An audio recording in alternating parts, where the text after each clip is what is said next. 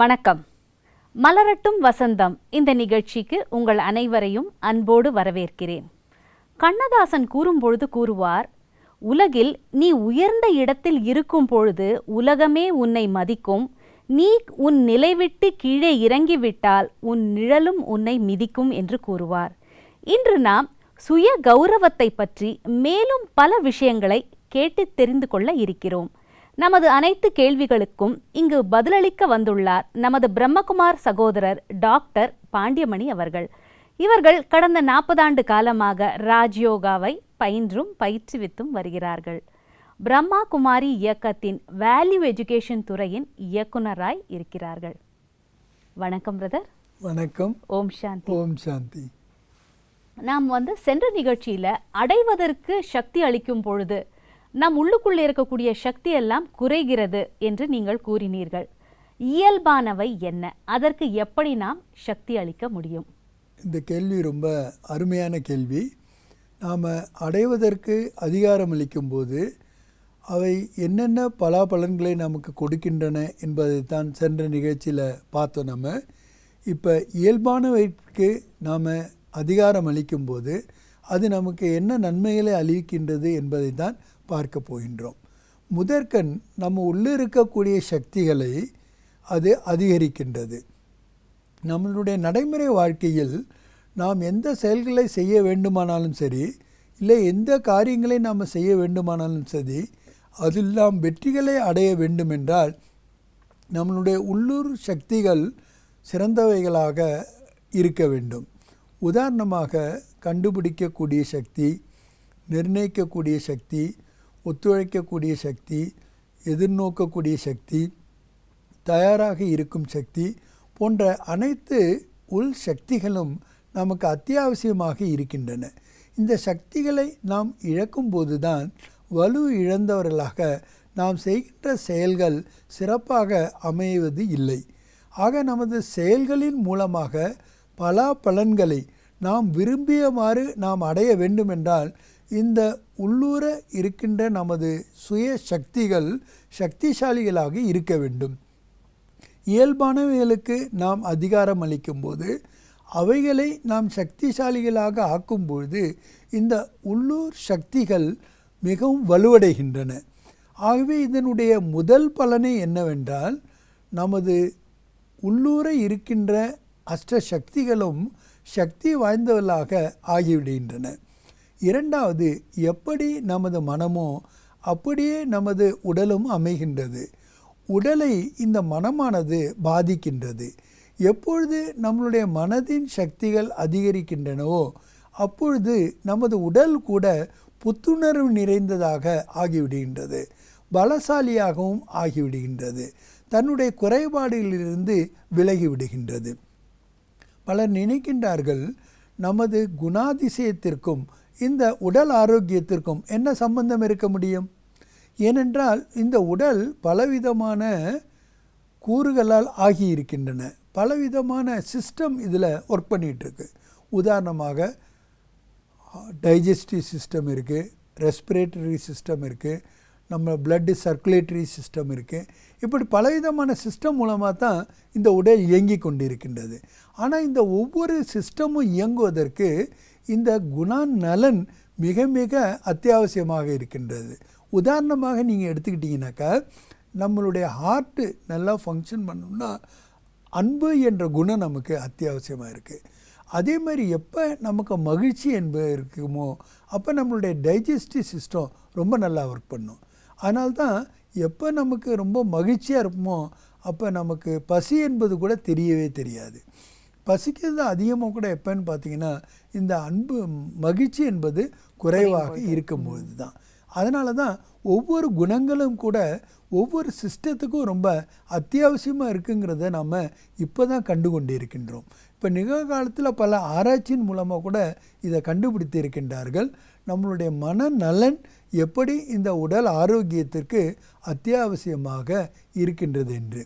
இன்னொரு முக்கியமான லாபம் என்னன்னு பார்த்தீங்கன்னா, இயல்பானவற்றிற்கு நாம் அதிகாரம் அளிக்கும்பொழுது நம்மளுடைய தன் உணர்வு என்பது இயல்பாகவே அதிகரிக்கின்றது. இப்போ நம்ம அனைத்து பிரச்சனைகளுக்கும் ஒரே மூல காரணம் என்னன்னு நம்ம பார்த்தோன்னா நம்மளுடைய தேக உணர்வு தான்.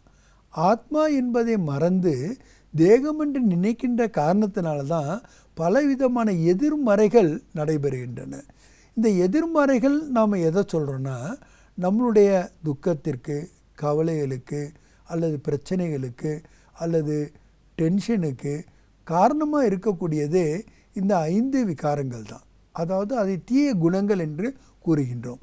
இந்த தீய குணங்களின் காரணத்தினால தான் நம்மளுடைய செயல்கள் பூரா எதிர்மறையாக அமைந்து விடுகின்றன. அப்போ அதனுடைய பலாபலன் நமக்கு எதிர்மறையாகவே அமைந்து விடுகின்றது. ஆக நேர்மறையானவைகளை வளர்ப்பதற்கு இந்த இயல்பானவைகளுக்கு நம்ம சக்தி அளிக்க வேண்டும். ஏன்னா இயல்பானவைகள் என்றால் எதனுடைய ஆதாரத்தில்னா நம்மளுடைய சுய அடையாளத்தினுடைய ஆதாரத்தில்.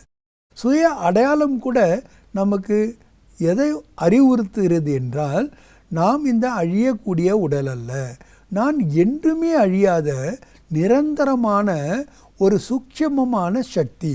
அப்போ என்னுடைய ஒரிஜினல் நேச்சர் என்ன, அதை நான் வெளிக்கொணர முடிகின்றது. இப்போ நமக்குள்ளே அந்த இயல்புகள் இருந்தாலும் கூட, அந்த சக்திகள் குணங்கள் இருந்தாலும் கூட, அவைகள் மேலே ஒரு கரை படிந்த மாதிரி அல்லது ஒரு மூடின மாதிரி தான் நம்மளுடைய தேக உணர்வு இருக்கின்றது. அந்த தேக உணர்விலேருந்து நாம் எப்போ விடுபடுறோமோ அப்போ தான் அந்த ஆத்ம உணர்வில், அதாவது தன் உணர்வில் நாம் நிலைக்க முடிகின்றது. ஆக தன் உணர்வில் நாம் நிரந்தரமாக இருப்பதற்கு அத்தியாவசியமாக இருப்பது நம்ம இயல்புக்கு அதிகாரம் அளித்தல். அப்புறம் அதே மாதிரி இன்னொரு பெரிய நன்மை என்ன இருக்கின்றது என்றால், நம்மளுடைய உறவு முறைகள் இருக்கு இல்லைங்களா, அதில் ஒரு சுமூகமான உறவு முறை, இணக்கமான உறவு முறைக்கு இது வழிவகுக்கின்றது. இன்றைக்கி உலகத்தில் சுயம் மனிதனுக்கு தானே ஒரு பிரச்சனையாக இருக்கின்றான்.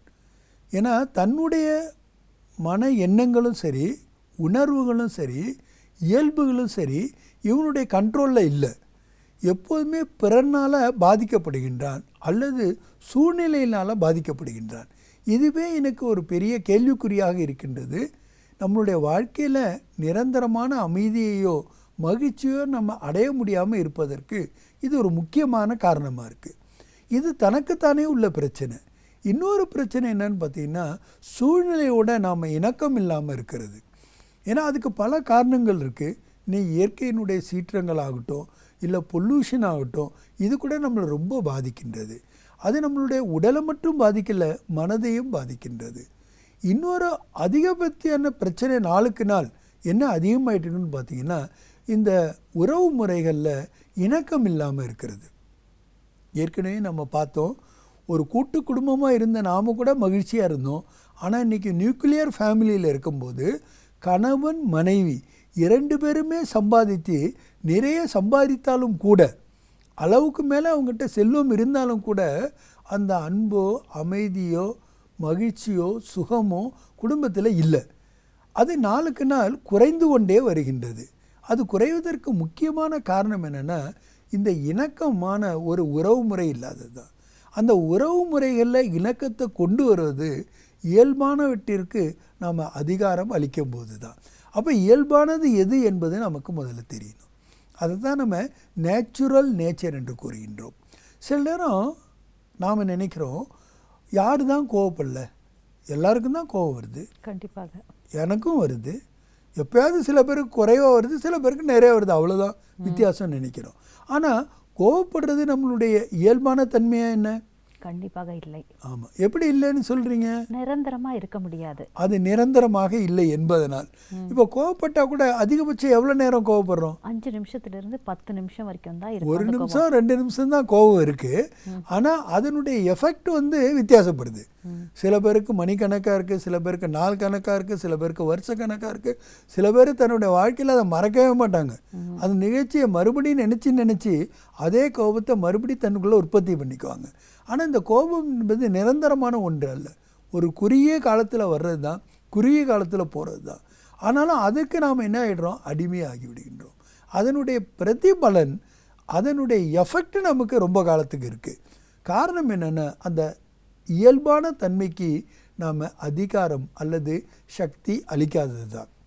அப்போ எப்போ ஒரு சத்தியமான ஒரு உண்மையை உணர்ந்து கொள்கிறோமோ, தெரிந்து கொள்கின்றோமோ, நான் ஒரு அழியாத ஆத்மா, சாந்த சுரூபமான ஆத்மா, எப்பொழுது என்னுடைய சுய தர்மமே சாந்தி என்பதை நான் தெரிந்து கொள்கின்றேனோ, ஏற்றுக்கொள்கின்றேனோ, அப்பொழுது என்னுள்ளிருந்து அந்த சாந்தியின் சக்தியானது பிரபாவமாக வெளிப்பட ஆரம்பித்து விடுகின்றது. உதாரணமாக இயல்பான தன்மைகள் எப்போதுமே நம்மகிட்ட நிரந்தரமாக இருக்கணும்னு ஆசைப்படும். இப்போ கோவப்பட்டுட்டாலும் கூட அடுத்த நிமிஷம் என்ன நினைக்கிறோன்னா, நாம் கோவப்படாமல் இருந்திருக்கலாமே, நாம் இந்த மாதிரி பேசாமல் இருந்திருக்கலாமே, நாம் கோச்சிக்கலாமல் இருந்திருக்கலாமே அப்படிங்கிற ஒரு நினைப்பு, ஒரு உணர்வு நமக்கு ஏன் அப்புறம் வருது அப்படின்னா என்ன அர்த்தம்னா, இயல்பான தன்மை நமக்குள்ளே இருக்கக்கூடியது மன்னிக்கக்கூடிய தன்மை, மறக்கக்கூடிய தன்மை, ஏற்றுக்கொள்ளக்கூடிய தன்மை. இப்படிப்பட்ட நேர்மறையான தன்மைகள் தான் நம்மளுடைய நேச்சராக இருக்குது. ஆனால் அவற்றை நாம் கண்டுகொள்ள முடியாமல், அவற்றை வெளிப்படுத்த முடியாமல் இருக்கின்றோம். அதற்கு முக்கிய சவாலாக இருக்கக்கூடியது நம்மளுடைய சுய அடையாளம் தான். சுய அடையாளம் நம்மகிட்ட கரெக்டாக இருந்ததுன்னா, நம்மளுடைய பற்றி நம்ம என்ன எண்ணம் கொண்டிருக்கின்றோம், நம்மளை பற்றி என்ன கருத்தை நாம் உருவாக்கி இருக்கின்றோம், அதை கூட நம்மளால் ஈஸியாக மாற்றிக்கொள்ள முடியும். சாதாரண மனிதன் என்ன நினைக்கிறான் நடைமுறை வாழ்க்கையில், என்னால் இது முடியாது, எனக்கு இது ஒவ்வாது, நான் இந்த மாதிரி ஏற்கனவே செஞ்சதில்லை, எனக்கு இந்த அனுபவம் பத்தாது, இப்படிப்பட்ட பலவிதமான எதிர்மறையான எண்ணங்களை உடையவர்களாக இருக்கின்றோம். அதுக்கு பதிலாக என்னால் இது முடியும், நான் ஏற்கனவே செய்திருக்கின்றேன், இப்பொழுது மட்டுமல்ல ஒவ்வொரு காலச்சக்கரத்திலேயும் ஒவ்வொரு 5000 ஆண்டுகளுக்கு ஒரு முறையும் நான் இந்த காரியத்தில் வெற்றி அடைந்திருக்கின்றேன், வெற்றி என்னுடைய பிறப்பு உரிமையாக இருக்கின்றது. இப்படிப்பட்ட நேர்மறையான எண்ணங்களை நீங்கள் கொள்ளும்பொழுது, நேர்மறையான உணர்வுகளை நீங்கள் கொள்ளும்போது, அந்த நேர்மறையான உணர்வுகள் உங்களுக்குள்ள ஒரு பெரிய மாற்றத்தை ஏற்படுத்துகின்றது. அது ஒரு வளர்ச்சியை உங்களிடம் கொண்டு வருகின்றது. அது ஒரு தன்னம்பிக்கையை வளர்க்கின்றது. ஏனென்றால் இன்றைய மனிதர்கள் நாம் கூறும்பொழுது, நீங்கள் உங்களை மாற்றிக்கொள்ளுங்கள் என்று கூறினால், நான் மாறி என்ன ஆகப் போகின்றது, நான் மாறினால் உலகமே மாறிவிடுமா என்ன, உலகமே அப்படித்தான் இருக்கின்றது, எல்லோரும் அப்படித்தான் இருக்கின்றன, சூழ்நிலையும் அப்படித்தான் இருக்கின்றது என்று நாம் கூறுகின்றோமே தவிர, என் மாற்றத்தின் மூலமாக உலக மாற்றம் ஏற்படும் என்ற நம்பிக்கை யார் ஒருவருக்கும் இல்லை. இந்த நம்பிக்கையை நமக்கு அளிப்பது தான் ஆன்மீகமாகும். ஆன்மீக வாழ்க்கையில் நாம் எடுத்து வைக்கும்போது ஒவ்வொரு நம்பிக்கையும் நமக்கு உற்சாகமூட்டுவதாக இருக்கின்றது. சிலர் என்னிடம் கேட்கின்றார்கள், நீங்கள் எத்தனை ஆண்டுகளாக இந்த ஆன்மீக வழிமுறைகளை, நெறிகளை உங்களுடைய வாழ்க்கையில் நடைமுறைப்படுத்தி கொண்டிருக்கின்றீர்கள் என்று. நான் கூறுவேன், கடந்த 42 ஆண்டுகளாக இந்த வழிமுறையின்படி நான் நடந்து கொண்டிருக்கின்றேன் என்று. அவர்கள் ஆச்சரியத்துடன் கேட்பார்கள், இத்தனை ஆண்டுகள் எப்படி உங்களால் இந்த வழிமுறைகளில், நெறிமுறைகளில் வாழ முடிகின்றது என்று. ஆனால் எனக்கு இதில் எந்த ஒரு கடினமும் தெரியவில்லை. ஏனென்றால் நேற்று தான் இந்த வழியை நான் தேர்ந்தெடுத்த மாதிரி அனுபவம் செய்கின்றேன். ஏனென்றால் ஆன்மீகத்தின் ஒரு சிறப்புத்தன்மை என்னவென்றால், லிவ் அட் ப்ரெசன்ட், நிகழ்காலத்தில் வாழுங்கள். கடந்த காலத்தை பற்றிய எந்த கவலையும் இல்லாமல், எதிர்காலத்தை பற்றிய பயமும் இல்லாமல், நிகழ்காலத்தில் நாம் என்னவாக இருக்கின்றோமோ அதுவாக அப்படியே இயல்பாக இருப்பது தான். நடைமுறை வாழ்க்கையில் பார்க்கின்றோம், இந்த சமுதாயத்தில் அனைத்து விதமான பிரச்சனைகளுக்கும் காரணம் என்னவென்றால், எல்லோரும் செயற்கையாக இருக்கின்றார்கள். பிறர் என்னை பற்றி என்ன நினைப்பார்கள், யாரிடமாவது பேசி கொண்டிருந்தால் கூட அவர் என்னை பற்றி என்ன கருத்தை வைத்திருக்கின்றார் என்பதை நினைத்தே நான் பேசி கொண்டிருக்கின்றேன், இயல்பாக பேசவில்லை, இயல்பாக நாம் இருப்பதே இல்லை. ஆக இயல்பாக இருப்பது தான் ஆன்மீக வாழ்க்கை. நான் எப்படியோ அப்படியே இருக்க வேண்டும், நான் எப்படியோ அப்படியே என்னை ஏற்றுக்கொள்ள வேண்டும். அந்த ஏற்றுக்கொள்ளக்கூடிய மனப்பாங்கு நமக்கு முக்கியமானதாக இருக்கின்றது. ஆக இவைகள் எல்லாமே இயல்புக்கு அதிகாரம் அளிக்கும் பொழுதுதான் நாம் அவற்றை நம்முள் கொண்டு வர முடியும். வெறுமனே நாம் இயல்பானவர்களாக இருக்க வேண்டும் என்று சொன்னால் மட்டும் போதாது. அது அப்படி இருப்பதற்கு முக்கியமான பங்கு வகிப்பது நம்மளுடைய சுய அடையாளம், மேலும் சுய நம்பிக்கை, சுய மரியாதை, இந்த அத்தனை படிகளும் நமக்கு அத்தியாவசியமாக இருக்கின்றன. ஆகிய சுய கௌரவத்தினுடைய ஆதாரத்தில் நாம் நம்முடைய வாழ்க்கையை அமைத்து கொள்ளும்பொழுது நம்முடைய எண்ணங்களில் நாம் விரும்பிய மாற்றத்தை கொண்டு வர முடியும். நமது பேச்சு எப்படி இருக்க வேண்டுமோ அப்படி இருக்கும். நம்மளுடைய செயல்கள் எப்படியாக நேர்மறையானவர்களாக இருக்க வேண்டுமோ அப்படி நேர்மறையானவர்களாகவே இருக்கும். இல்லை என்றால் எப்பொழுது நாம் தேக உணர்வில் வந்துடுறோமோ, நாம் எப்போ இந்த வெளிப்புறமான ஒரு நோக்கை மேற்கொள்ளுகின்றோமோ, எப்பொழுது அடைவதற்கு நாம் அதிகாரம் அளிக்கின்றோமோ அப்பொழுது தான் நாளுக்கு நாள் பிரச்சனைகள் அதிகரிக்கின்றன. ரொம்ப அழகா சொன்னீங்க. தியானத்தின் மூலம் நிகழ்காலத்தில் வாழ கற்றுக்கொள்கிறோம் என்று கூறினீர்கள். ஆனால் 80% மக்களை பார்த்தால் அவர்கள் கடந்த காலத்தில் வாழ்கிறார்கள், இல்லை என்றால் எதிர்காலத்தில் வாழ்கிறார்கள். ஏன் இந்த நிகழ்காலத்தில் வாழ்வது மிகவும் கடினமாக இருக்கிறது என்பதை பற்றி ஒரு விளக்கம் தர முடியுமா? உங்கள் கேள்வி ரொம்ப சரியான கேள்வி. மனித மனதினுடைய இயல்பு என்னவென்றால், இது முடிந்தவரை கடந்த காலத்திலேயே வாழும். எப்போ கடந்த காலத்திலேருந்து அவற்றை வெளிக்கொண்டுகின்றோமோ அது உடனே எதிர்காலத்துக்கு சென்றுவிடும். என்ன ஆகுமோ, எப்படி ஆகுமோ, எது எப்படி நடக்கலாம், அப்படி ஆனால் இப்படி ஆகும் என்றெல்லாம் நினைக்க ஆரம்பித்து விடுகின்றது. ஆனால் அந்த மனத்தை மறுபடியும் நிகழ்காலத்துக்கு கொண்டு வருவதற்கு பயிற்சி நமக்கு அவசியமாக இருக்கின்றது. ஏனென்றால் கடந்த காலம் என்பது ஒரு கேன்சல்டு செக்கு, எதிர்காலம் என்பது போஸ்டேட்டட் செக்கு, நிகழ்காலம் என்பது தான் நம்மளுடைய நடைமுறை வாழ்க்கைக்கு உகந்த ஒன்று. அதுக்கு நம்ம மனதை பயிற்சி பண்ண வேண்டியது ரொம்ப அத்தியாவசியமாக இருக்கின்றது. ஏனென்றால் நிகழ்காலத்தில் வாழும்பொழுது தான் நாம் நம்மளுடைய நிறை குறைகளை நன்கு ஆய்வு செய்ய முடிகின்றது.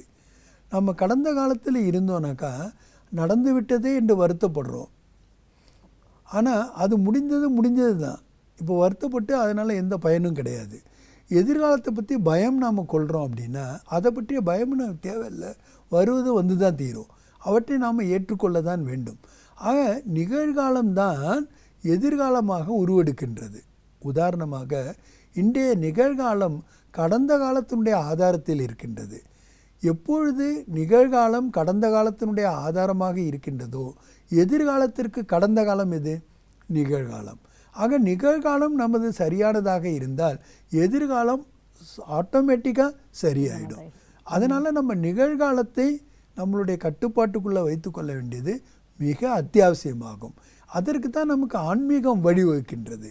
எப்போ நம்ம சுய கௌரவம் உடையவர்களாக இருக்கின்றோமோ, ஏன்னா இந்த ராஜயோகம் என்ற தியானம் கூட சுய கௌரவத்தினுடைய அடிப்படையில் தான் இருக்குது. அந்த ராஜயோக தியானம் என்ன சொல்லுதுன்னா, நான் ஆத்மா, இறைவன் பரமாத்மா என்னுடைய தந்தையாக இருக்கின்றார் என்ற ஒரு உணர்வில் இருப்பது தான் ராஜயோக தியானமாகும். அப்போ எப்போ இயல்பான தன்மை நான் ஆத்மா என்று உணர்கின்றேனோ அப்பொழுதே முதலில் எனக்கு நான் எப்படிப்பட்ட ஆத்மா என்பதை உணர்கின்றேன். இதைத்தான் நமக்கு தெளிவாக தினசரி இந்த தெய்வீக ஞானம் கற்றுத்தருகின்றது.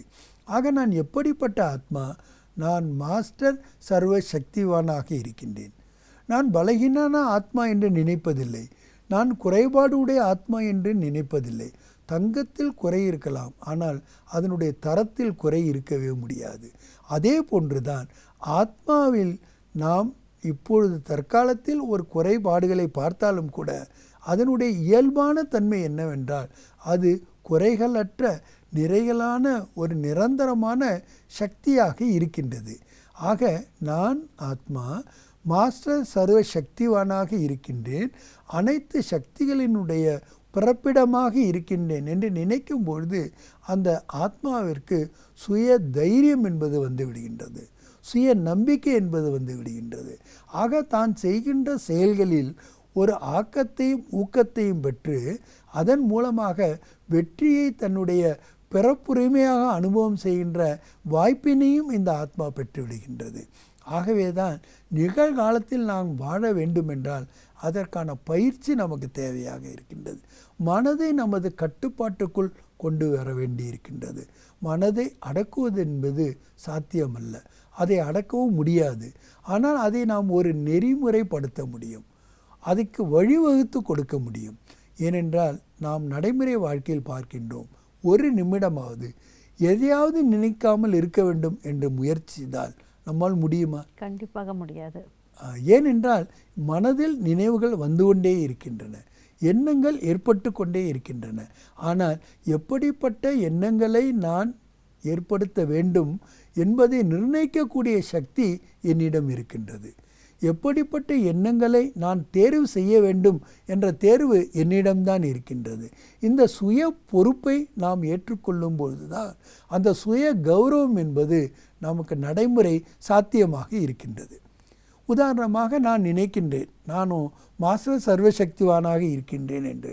ஆனால் என்னுடைய மனம் சொல்லும், உன்னுடைய பலகீனம் எனக்கு தெரியும், நீ எப்படிப்பட்ட பலகீனமானவன் என்பது எனக்கு தெரியும். வெறுமனே தான் மாஸ்டர் சர்வசக்திவான் என்று நினைத்தால் மட்டும் நீ சக்திசாலியாக ஆகிவிடுவாயா என்று பதில் கொடுத்தால் நம்மால் அந்த மாஸ்டர் சர்வசக்திவான் என்ற நினைவனுடைய அனுபவத்தை, உணர்வை நாம் பெற முடியாமல் போய்விடும். ஆகவே மனதிற்கு ஏற்றுக்கொள்ளக்கூடிய தன்மையை நாம் கொடுக்க வேண்டும். அந்த ஏற்றுக்கொள்ளக்கூடிய பக்குவம் எப்பொழுது வரும் என்றால் சுய கௌரவத்தின் மூலமாக, சுய அடையாளத்தின் மூலமாக.